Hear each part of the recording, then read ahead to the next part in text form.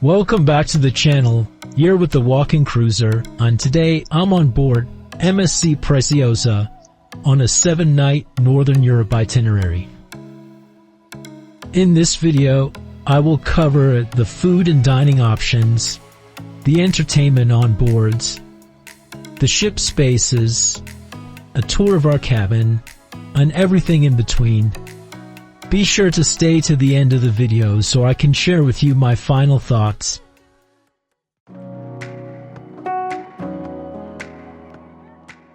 We start the ship tour in the Atrium, the heart of the ship, and it spans decks 5, 6, and 7.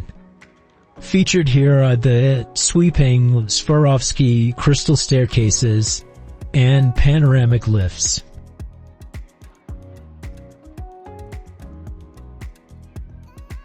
There was usually something going on here, from a welcome aboard DJ to live music and cocktail demonstrations. Each level had a bar and plenty of cozy seating. Deck 5 at the Atrium is where you will find guest services. And I have to say, it was usually like this without many people waiting to be seen, which must be a good sign. MSC Preziosa was launched by MSC in 2013. It has 17 decks and at maximum capacity can host 4,345 passengers.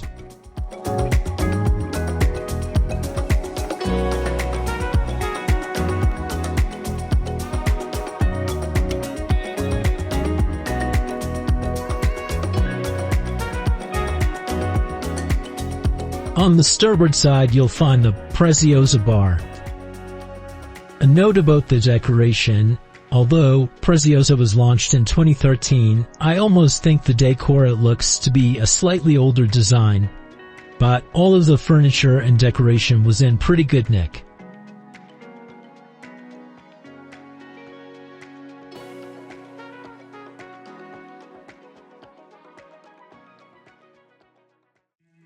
Moving off to the main dining room, this restaurant is called the Golden Lobster.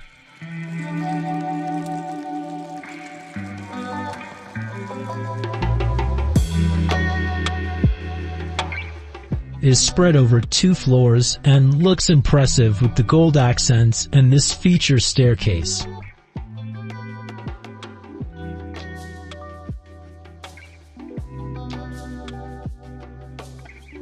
This brings me to the food section of the tour, where I found the offering in the main dining room to be rather inconsistent. Here is a sample menu for a Mediterranean night, with plenty of Mediterranean-sounding choices. But when it came to it, the dishes in the main restaurant were hit or miss.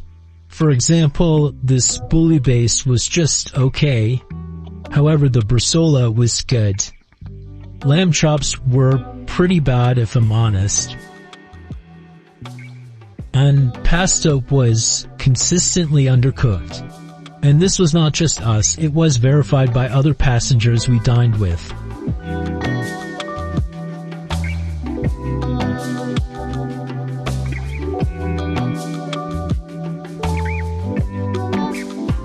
Dessert options underwhelming as well. Well, the ice cream was good at least.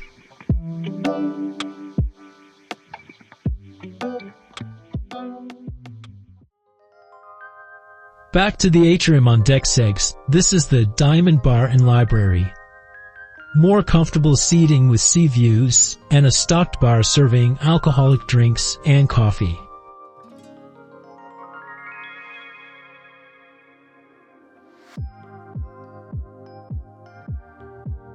At the back of the Diamond Bar is the next cruise desk, but I must have completely missed the library. Perhaps this is where it used to be, but selling future cruises works better than lending books.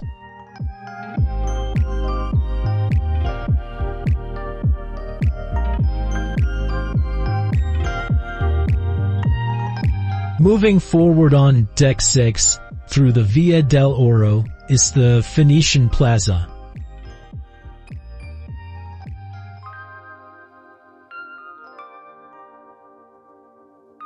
This was a great space in my opinion. A twinkling starry ceiling surrounded by palm trees and columns. It was different to any other space on the ship. There was a fully stocked bar here too, and could be a less busy place to get a specialty coffee. There was gelato for an additional charge, but you could find grab-and-go sandwiches and cakes included in your cruise fare.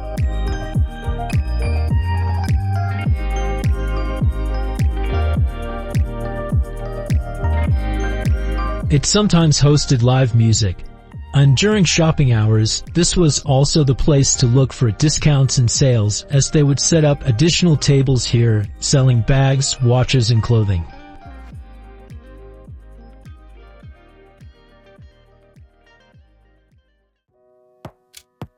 Let's keep going forward on Deck 6 into the casino, the Millennium Star Casino.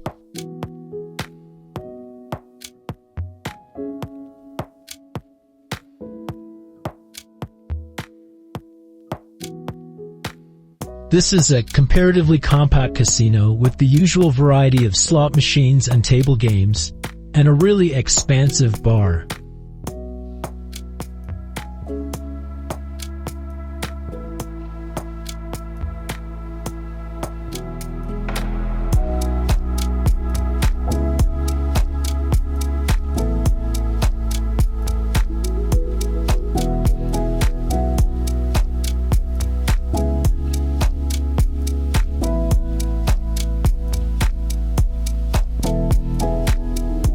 This beautiful staircase of the same style as we saw in the Golden Lobster leads up to the Dorado Piano Bar on Deck 7.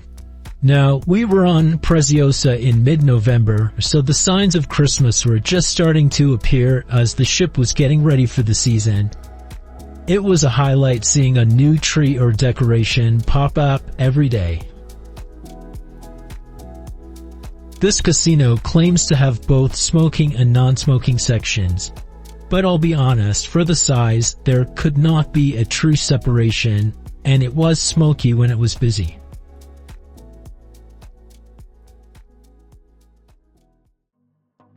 In the most forward part of Deck 6, we come to the Platinum Theater. This is a generous theater with additional seating from Deck 7, and good views of the stage from all angles. Preciosa tend to use this space as a main meeting point for excursions and disembarkations, sea day bingo, and of course the main theater shows, of which there are 2 showtimes per evening.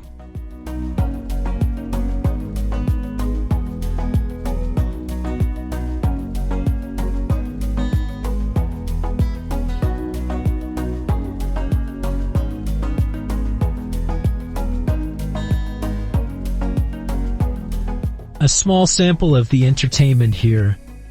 There was a good variety of shows throughout the cruise, without any of them being too similar. That being said, I didn't see anything new or exciting on this cruise, and were all things I had seen before. However, the production cast and crew and all the entertainment staff really get full marks from me. The quality was pretty good if the content was not up my street. The audience was always receptive, and the theater did fill up. That being said, you might want to arrive at least 10 minutes early to get a good seat. We're all the way aft on Deck 6 now, at La Arabesque Restaurant, which is the second of the 2 main dining restaurants you might be assigned. L'Arabesque cannot be accessed through the Golden Lobster, so you have to take the aft lift or stairs to get to it.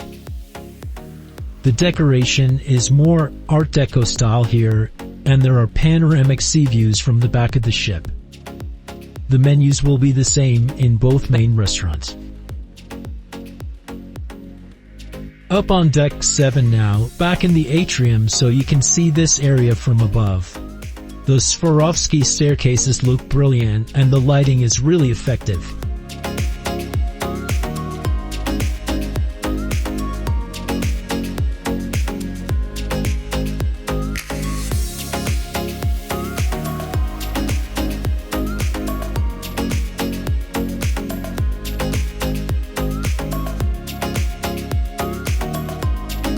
Here you'll also find Il Cappuccino Coffee Bar, which is a full-service bar and not just for coffee.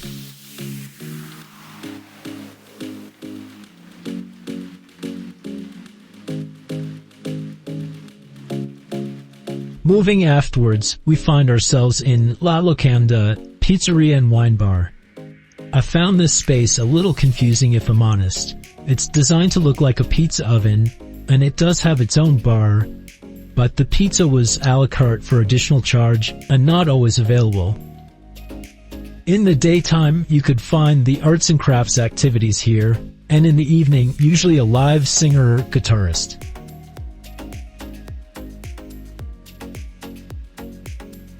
Also, the entrance to Butcher's Cut Specialty Dining Restaurant is from here. Continuing aft on Deck 7, we pass through the photo shop.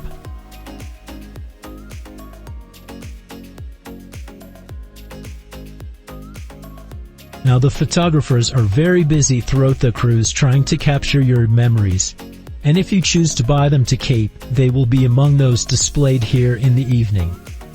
Now, I was up and about extra early to film for you the best video possible, therefore it's only these historical images on display and not the prints of fellow passengers.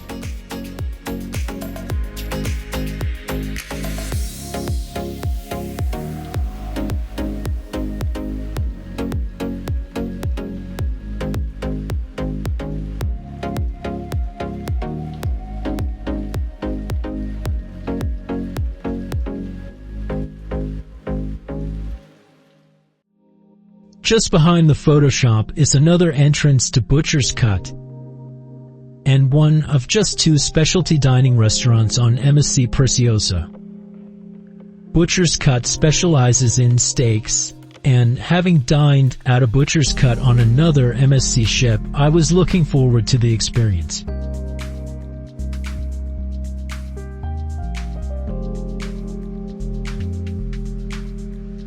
The restaurant is nicely decorated. To me, it looks elevated, and we were greeted with a warm welcome. I know I wasn't very complimentary about the food at the main restaurant, but from previous experience, I know that doesn't carry through to specialty dining.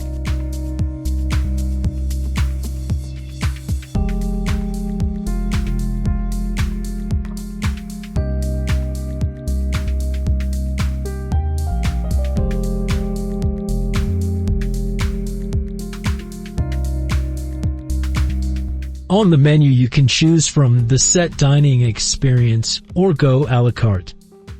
The brunch looks very tempting and I would consider that in the future. We had booked the 2-restaurant dining experience on the pre-cruise offer and saved a bit doing it that way.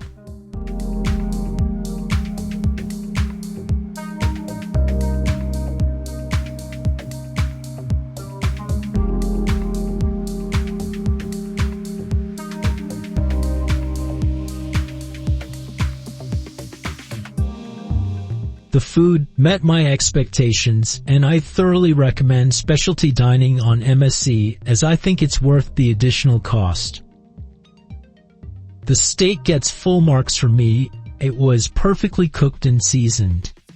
The sauces were excellent, and also the side dishes. You get one side included in the set dining package, and can order additional sides for €4 each.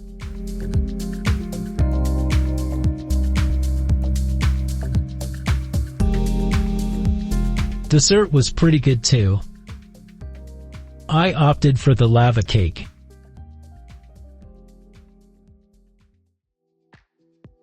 Still on Deck 7, but moving forward on the port side, we come to the sports and bowling diner. Now, I understand this used to be an actual diner, but it no longer serves food. There is still a sports bar and 2 small bowling lanes. Plus you can watch live sport on the many TV screens.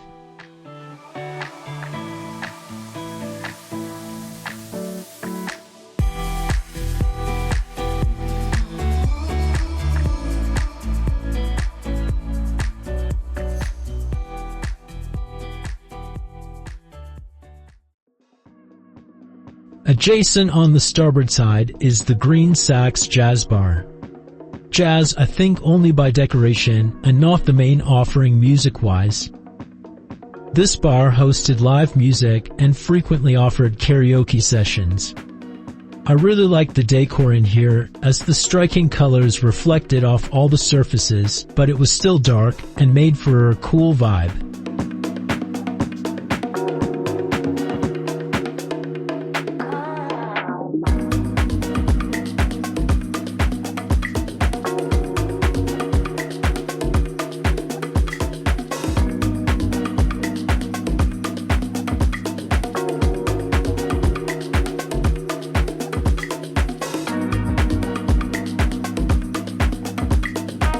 A busy spot, especially for the karaoke.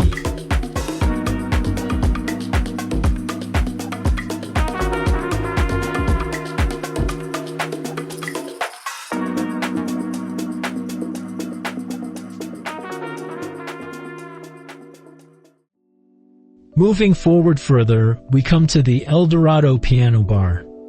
Another great-looking bar with striking furniture and sea views.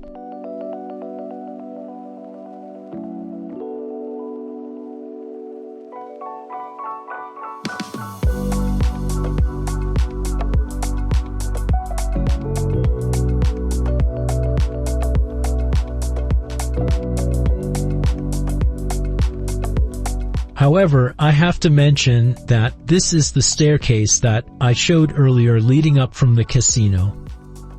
While it looks great and frequently hosts live piano music, if you are sensitive to or don't like the smell of smoke, it does unfortunately waft up. But if that doesn't bother you, then you can enjoy the ambiance and live performances.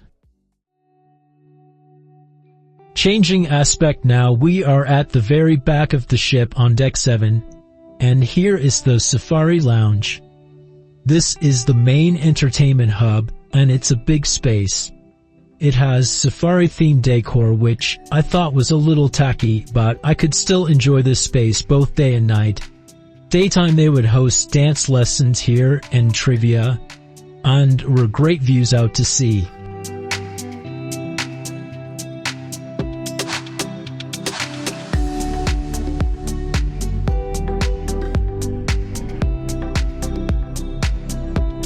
The Safari Lounge is mostly an evening venue, with live bands and organized events such as the White Party.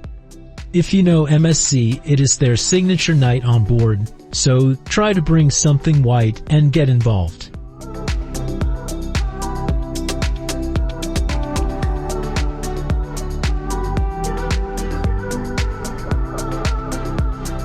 The entertainment team put on a version of Strictly Come Dancing one evening, which was highly entertaining.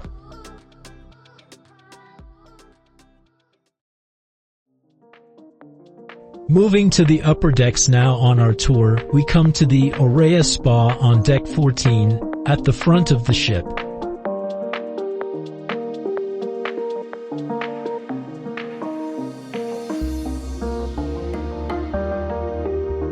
The entrance is a very calming and welcoming space, and passes by the hair salon.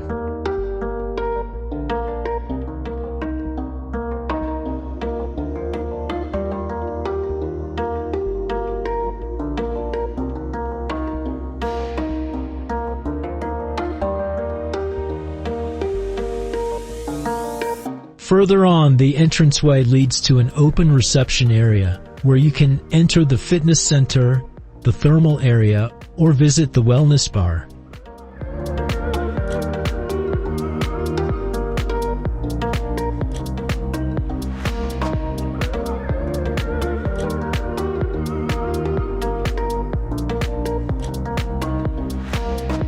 The wellness bar had a great selection of mixed smoothies made from fresh fruit, juices, and even protein shakes.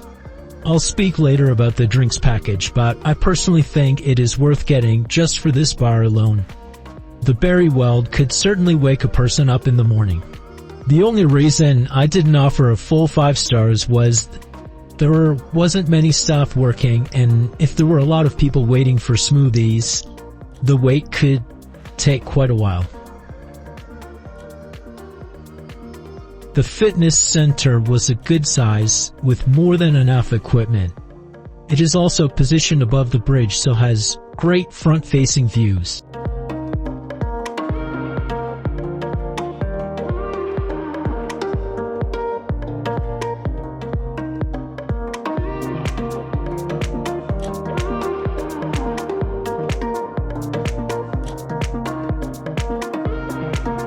There were some classes included in the cruise fare, but spinning was an extra charge.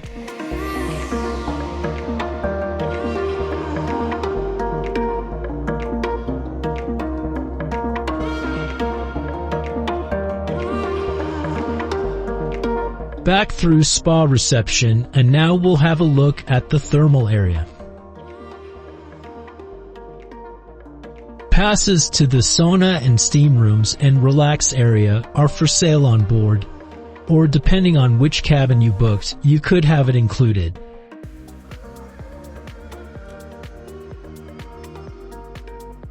There are some private hot tub and relax areas available to book. There are 2 of them here. They look very nice indeed, but I never saw them occupied.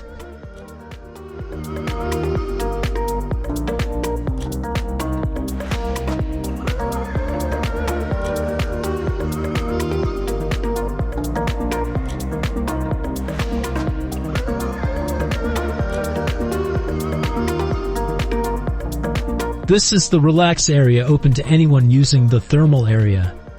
There are heated stone recliners as well as non-heated rattan recliners, and amazing sea views through the large window to relax beside. There was one frigidarium with ice as shown here, 2 steam rooms, and 2 dry saunas. We chose Aurea when booking and therefore could visit anytime during the cruise. Moving aftward on deck 14 is the La Playa Preciosa covered pool.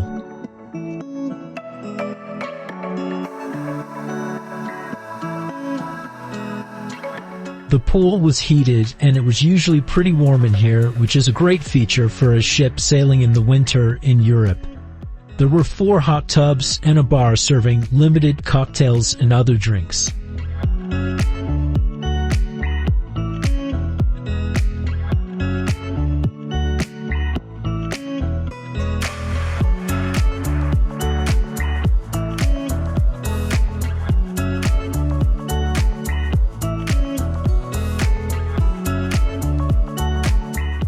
Upstairs on deck 15 was additional lounge chairs, tables, and the sports area with table tennis.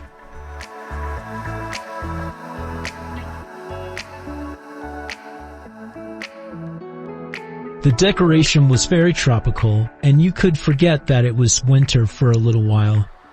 However, it only took one door to open to remind you that you were in the middle of the North Sea in November.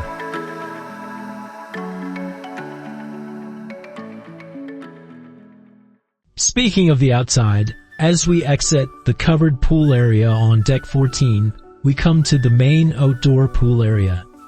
To my left on the starboard side was a sort of pop-up Christmas market stall, making socks and selling glühwein, and here they hosted family activities.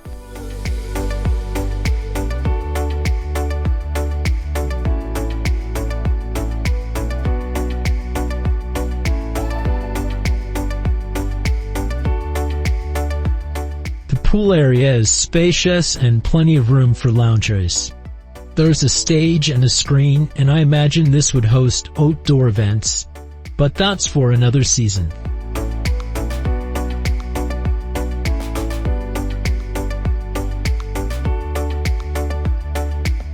Up on deck 15 is where you access the hot tubs, and you can access the covered pool to the front, or the other outside spaces to the rear.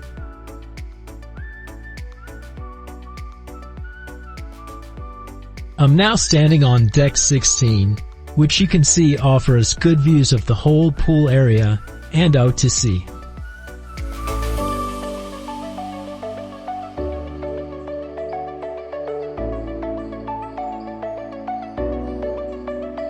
This is the roof over the covered pool, which is meant to be a sliding roof, so that's also for another season.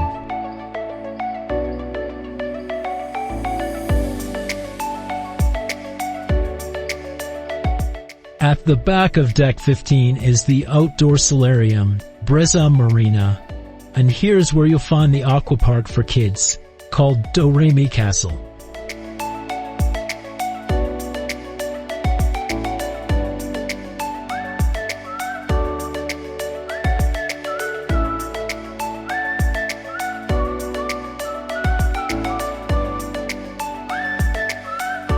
Towering above is a very impressively long water slide, accessed by a spiral staircase. I'd like to say I gave it a try, but maybe that's for another season too.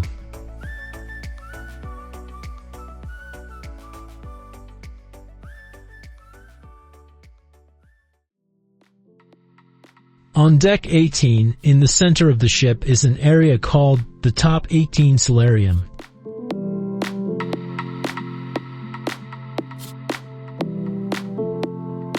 It's not open to all. You need to be an Aurea guest or pay a surcharge.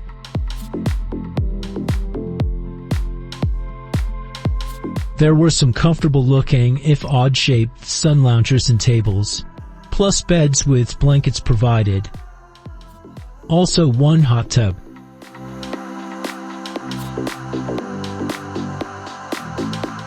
No bar on site, but I suppose there might be service available if it was being used, which it was not.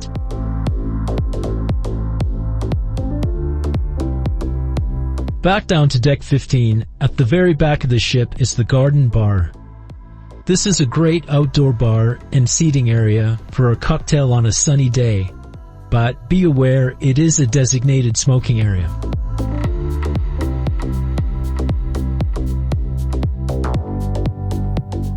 Note that the stairs you see here go down to access the buffet on Deck 14.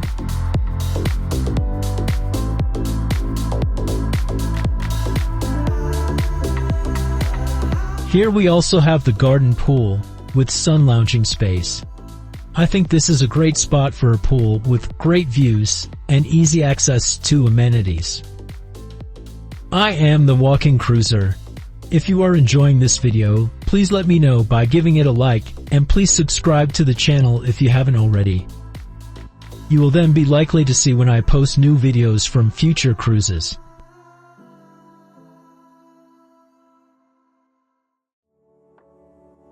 We've now come to the buffet restaurant on Deck 14, entering through the midship entrance, where you find the Inca Buffet section. Note that this buffet restaurant spans approximately half the length of the ship, so that is a lot of walking with a plate of food if you are looking for a table.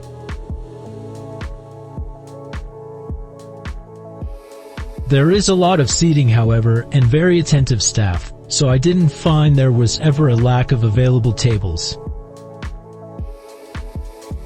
The self-service drink station here has tea, coffee, juices, milk, and these drink stations are dotted throughout the buffet, so you shouldn't have to carry your mug of coffee very far. There is also drink service at the table if you order from a server. The Maya section of the buffet is at the back and has the kid-friendly section.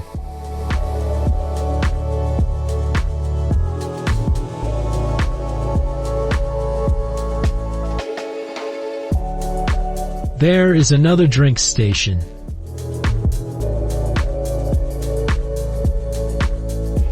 I like the decoration in here, and there is the bonus of floor-to-ceiling windows with views from the back of the ship.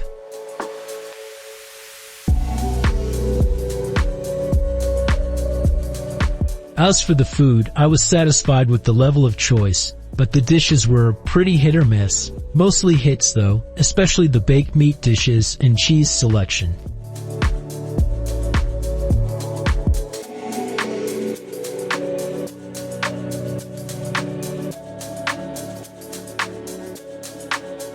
A good selection of condiments and a make-your-own salad bar was good to see.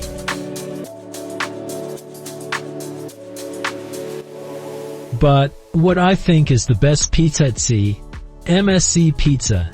A slice of that, please. Overall, I think the buffet on MSC Preziosa was a good experience. Breakfast and lunchtimes were busy, but you could always get a table. The range of dishes was not that expansive, despite the colossal size of the restaurant. The dessert offering was particularly limited. However, the hours were very generous, including late-night snacks. Just remember that there is a long way from the front to the back, as it is just about half the length of the entire ship, and the ship is over 300 meters long. Up on deck 16 is the indoor family entertainment area, Virtual World. There are some interactive games here, and it leads through to the Formula One simulator.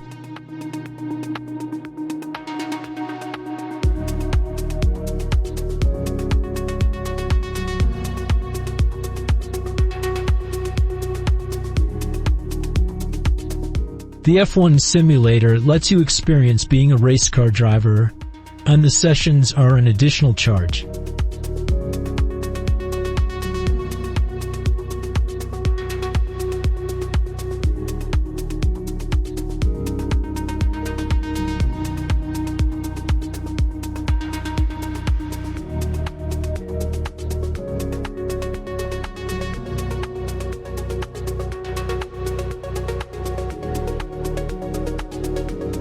The 4-day cinema experience adds movement as a fourth dimension, and shows are also an additional charge.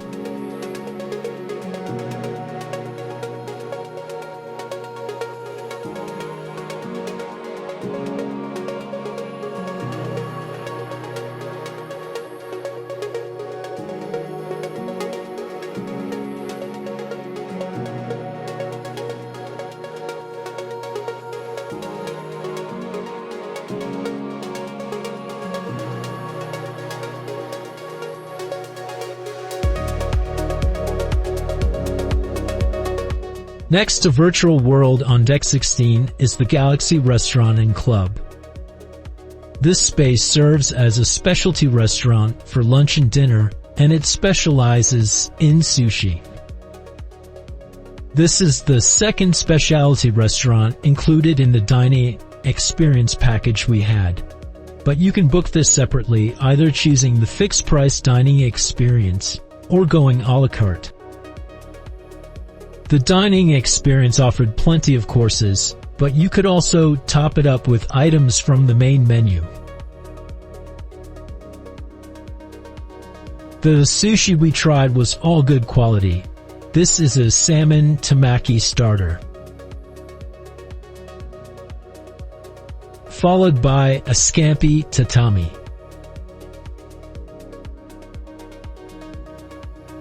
This was not in the dining experience, but worth getting. Chicken yakitori. And the main course, a sushi feast including sashimi.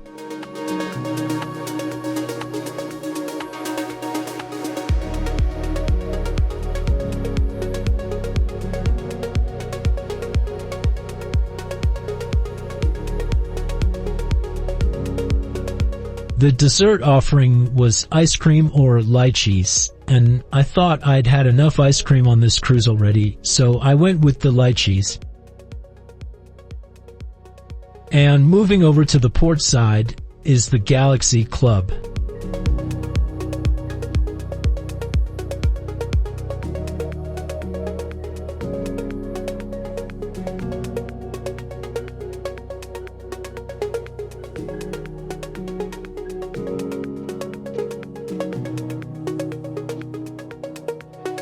This was a striking space with views of the pool deck and out to sea. During the day it was a venue for dance lessons or fitness classes, but at night it would become a disco after 11:30 p.m.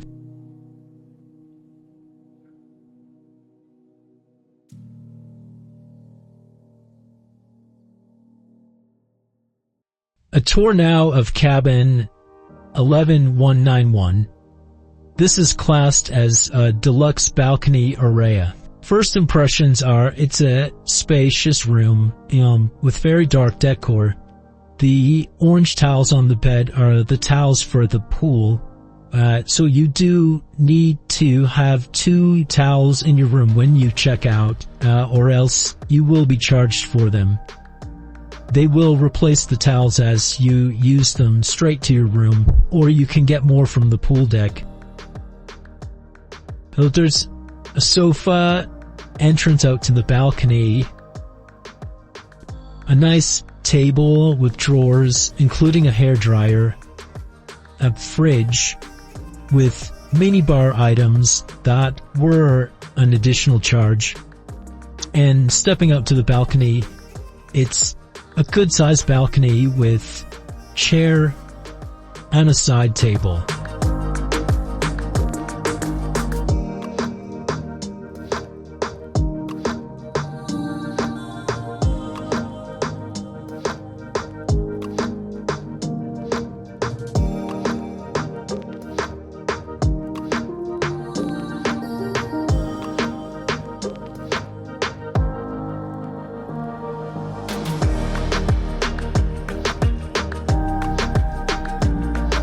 In the cupboards, you'll find a safe and a few drawers there, plenty of drawers, and hanging space with MSC branded hangers. Quite a few of them are broken. The jackets, winter jackets, are not included.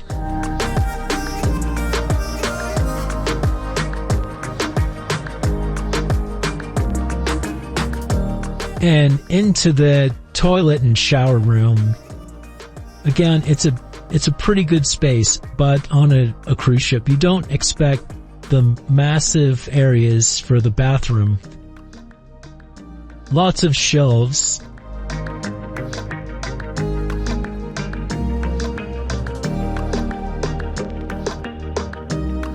And a compact but okay shower with doors that opened inwards, which help.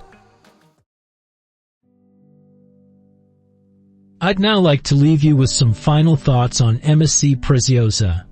And I'd like to hear from you if you are now considering cruising on this ship, or if you were considering it before, and now feel you can make a decision. My thoughts about the food were that the main dining offering could be improved.